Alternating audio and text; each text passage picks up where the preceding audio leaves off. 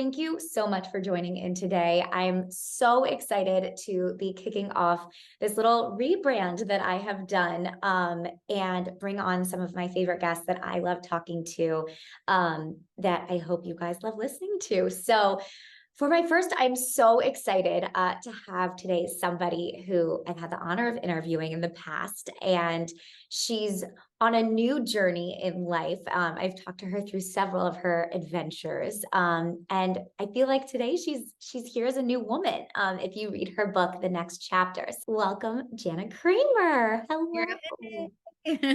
Thank you. What an intro. Appreciate Oh you. my gosh. Well, it's true. I feel like I've talked to you at so many different variations of your life, whether it was for a Christmas movie, a new song, or your book with your ex. And now this is your book detailing this new step in your life, in your happiness, and as a friend to yourself. So it's great to see you. Thanks, girl. I appreciate it. Yeah, it's been fun to be on the journey with people, even though it's been a lot of ups and downs but I feel like we've all kind of been on the journey together. Yeah. Well, and you talk a little bit in your book about how you don't necessarily want or deserve, honestly, your brand to be this, your relationship. Mhm. And I think that, you are so much more than that. And you, um, it detail that so beautifully in the book to show all of these steps. And I like how you go month to month about going through your divorce and how in each month almost you discover something about yourself that makes you special and who you are and worthy. Was it as you explain it in the book? I mean, was it a true, like, were you almost trying to just get through every minute, every second, every month to get to that point for yourself? Yeah, for sure. I mean, it was, especially that the first month, it was like, all right, it was really just by the seconds, and the minutes, and then it was the hours, and then it was the days. And so it kind of just started like that, where it's like, all right, just get to drop off, just get to nighttime, just get to the morning, just get to the next day, just get to, you know, this holiday, just get to that first this. And I think, the hard thing with that first year post divorce is all those firsts. And each one rocks you in a different way. So it was like, I didn't have the kids for the first Thanksgiving. So that was my first holiday without them. I had to say goodbye to them on Christmas Day. And there's so many moments where it's like, I also had to get the dreaded call that, okay, you're officially divorced. And there's just so many pieces that it's like, you've never gone through that. So you're awaiting and you're not knowing how it's going to feel, but it's going to, for me, it was moments that just broke me, and it was hard. And you know i I can look back now and see the strength in all of it, but at the time it just feels very alone. You feel very isolated.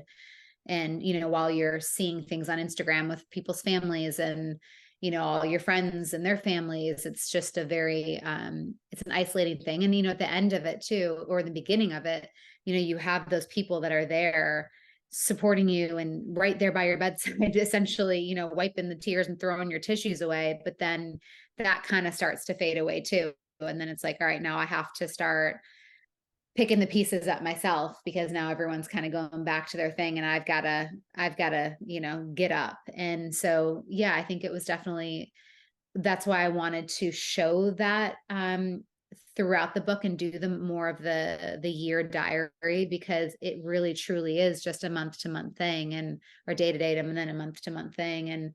Uh and knowing that I'm not alone in that, and that's how people feel. And even so, like the people that aren't divorced, or if they're, if it's just a relationship, or even just, for me, it's like I use divorce as my storyline to get to self-love. But for me, I learned so much beyond that. Yeah. And you say towards the end when you're doing kind of the therapy exercise and you're throwing rocks, and you said you shattered 30 years of self-doubt. It wasn't just your 7 years of Yeah. marriage. We all have those voices in our heads that talk to us that we want to shut up. Yeah. At one point, you recall sitting with a gun on your lap. Yeah. Um, how have you since the time of that therapy exercise and really going through that, have you maintained keeping those voices quiet? Yeah, and because that's the thing. I mean, that's 30 plus years of those messages. And so now I've had what 2.5 years of the new positive messages. So obviously the 30 is going to outweigh the two. And it's a daily thing. Sometimes I will get triggered and not feel good enough, or I go back to comparison, or I feel like I have to control because I might feel out of control with work or something. And so my innate reaction would be to be like, okay, well, I need to then now control something. So what can I control? Well, this piece or this piece, or and but I think the thing that I've learned and through the work is my response time of knowing, oh, this feels like an old pattern. And now how do I fix this? And so, or how do I rework this? And for me, that's, obviously I still go to therapy. And even so with the therapy, it's all the things that I learned in those years. Like, okay, what's the truth? Like, yeah, I don't have control of maybe this situation, but I don't need to manage or control this, because that's not what this is not that. It doesn't equal that. And so I think it's just, all the tools that I learned in my little toolbox of stuff to go into that and go, okay, if I'm having anxiety, all right, what are the things that I can do now that I've learned how to get out of this anxious pattern or this fear of the unknown? So, you know, I'm not like I'm healed because we're all constantly growing and evolving and healing and learning. So that's just like an every day. It's like, I look at everything that I go through in the day as like, what was the lesson and what did I learn? What did I learn from it? And like, what did I do? What did I do good today? What did I like need to do better tomorrow? Mhm. And you talked about too how this book was actually supposed to be something that you and your ex wrote together after your first book together, on trust. When did you realize that it was going to be your book and that you were ready to tell this story? So when I filed for divorce, we obviously lost that book deal. So I had called my editor and said, "Hey, is there a world where I can write my own book one day?" And she's like, "Yeah." She's like, "But you still need time to heal and learn, go through it." And I'm like, I get that, but also for me, I would love to read something raw from somebody else in the bottom stages of their journey. And so I was like, what if we did something kind of like a diary of these months? And she was a little skeptic. No, she was a little like, oh, I don't know, I just think that you should be on the other side of it. And I was like, well, that's like, I want to read someone's like struggle in it. And like, yeah, you got to their side, but like, I want to read like, what was it like in that moment? And so she says, she just start writing. And so I started to just kind of journal and write things down and send her. And then that's when we started kind of putting it into months. And then we created the book. So it evolved over time, and it still has, it still evolved even in the editing process. I changed a lot of stuff and I made it about my journey uh, as opposed to, stories of other people. It was all always about my journey. Yeah. And I think too, at the end of the day, something that I really loved that stood out to me and also just reminds me of so many other friends and stories that I've been a part of is your queendom and how it really becomes this story also about friendship and like being a good friend to yourself, but also learning to be a good friend to yourself through the people who love you the most. Yeah, for sure. I mean, that's I could not have done it without those girls. And also, they spoke truth into me when I didn't believe any of it. And really like their love and their truth helped me go, okay, I want to be that friend to myself too. Like I want to be my own queendom too, and love myself and talk those words into me, because you should be a friend to yourself. We are so ruthless to ourselves, and I couldn't imagine. I would never want my daughters thinking those things about herself. And that's where I go to, where I'm just like, why is it okay for me to think that about myself? Like, I don't want my daughter to think those things about herself or my friends to think that about themselves. So I shouldn't either. Absolutely. I think about that often, even if, I'll have a friend say to me, imagine, my daughter said what you just said about yourself to herself. How would that make you feel? And you really get into that place that you would never speak to a friend like that. And so you have to Yeah, treat yourself that way. absolutely. And speaking of your kids, I was thinking of the parallels between your relationship with your dad, and you talk about how, he might not have shown up for you as a father, but he has as a grandfather, and you've let him in and he's proven that he can step into that role well. Have you thought about how you will handle that with your kids down the line with your ex?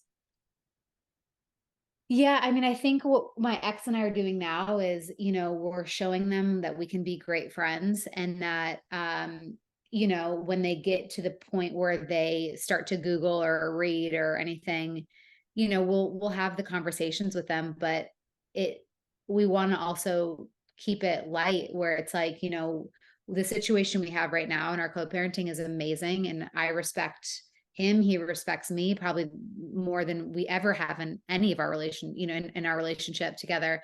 And so, and he loves Allan and so I think the kids are not going to even really care about that other stuff because they get to see this version and this is way better than our marriage ever was.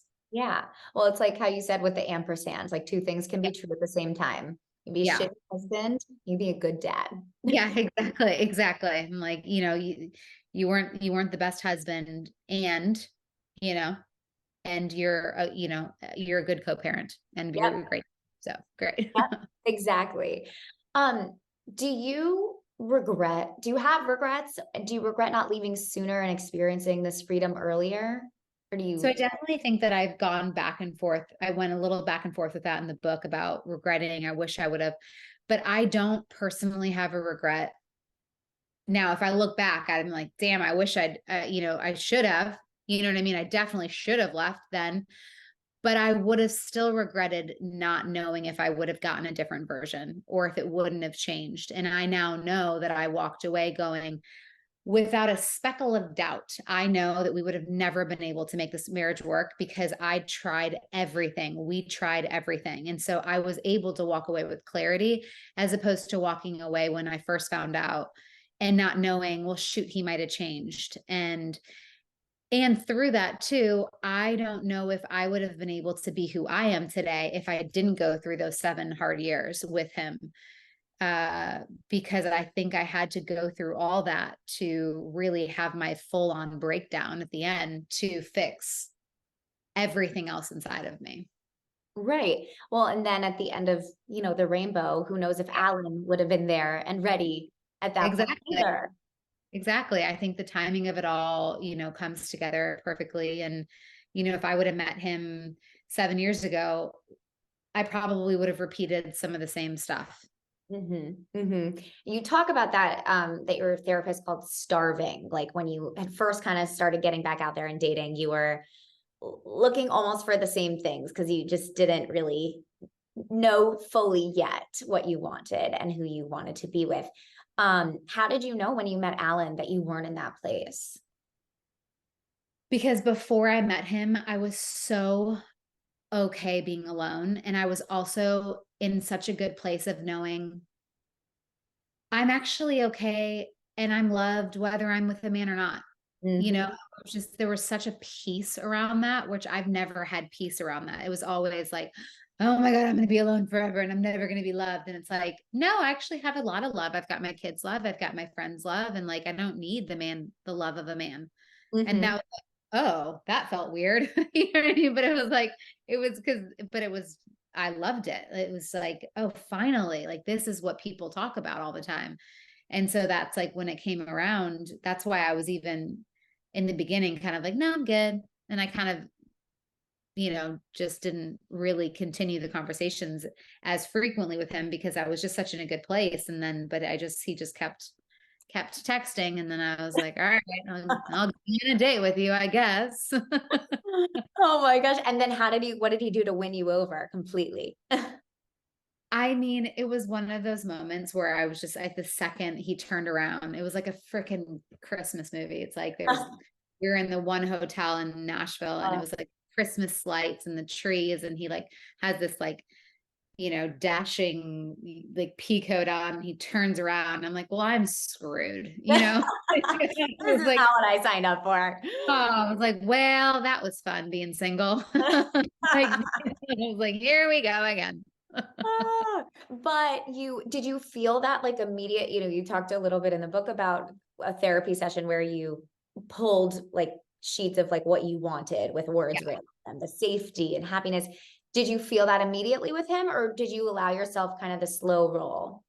I mean, obviously on paper, again, it looks so fast, but with our, we had a lot of, because it was long distance, it was a lot of FaceTime calls and just talking for hours on the phone. But with him, it was just felt very, yeah, it felt very safe. It felt very comforting. I felt just loved, and I didn't feel this like anxious attachment, and like I just felt like I could trust him, and I've never felt that before. Well, and I feel like it's easy to love somebody when you love yourself. It goes very quickly because you're like, I know I'm very confident in what I want, so I know that is you, right? Exactly.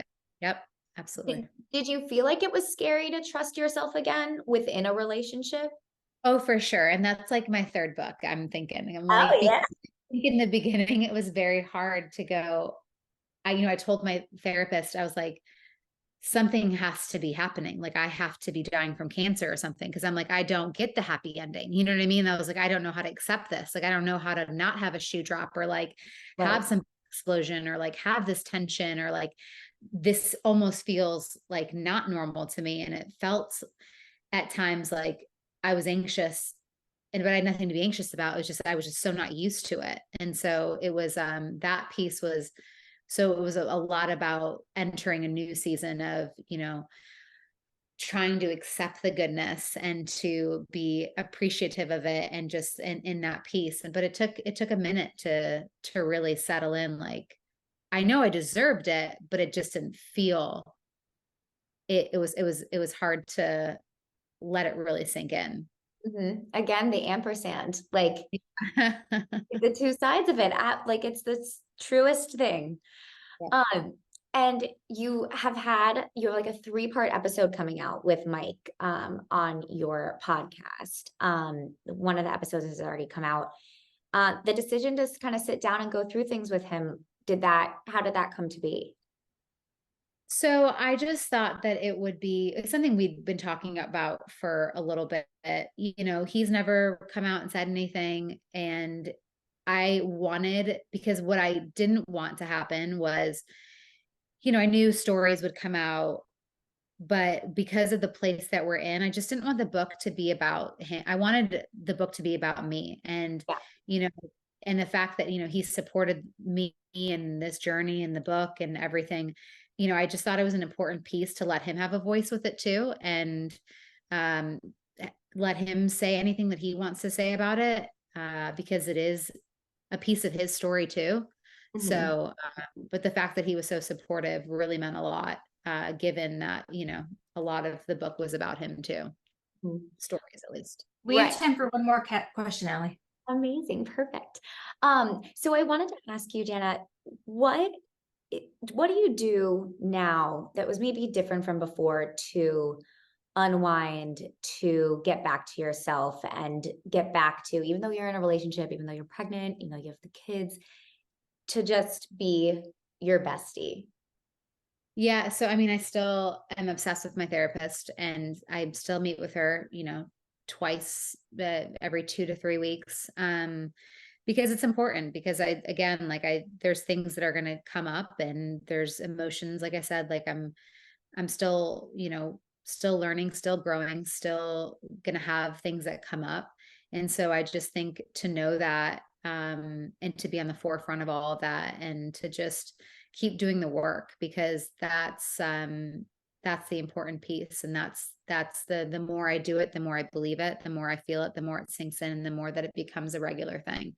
And so, that's my number one. And then, just really like for me this season, the end of this season is just enjoying the peaceful, happy moments and of how this year has turned out, and to appreciate it all and know that, you know, I'm on this side of it now. Amazing. Well, I'm so happy for you. I really am in awe of you and the journey you went on to get to where you are today. And everybody, please read the next chapter, Making Peace with Hard Memories, Finding Hope All Around Me, and Clearing Space for Good Things to Come. I loved it. Thank you, Allie. You're so sweet. I really appreciate you. Thank you so much. And good luck with your wedding. Oh, thank you. Thank you. We'll talk next time you got something fun going on.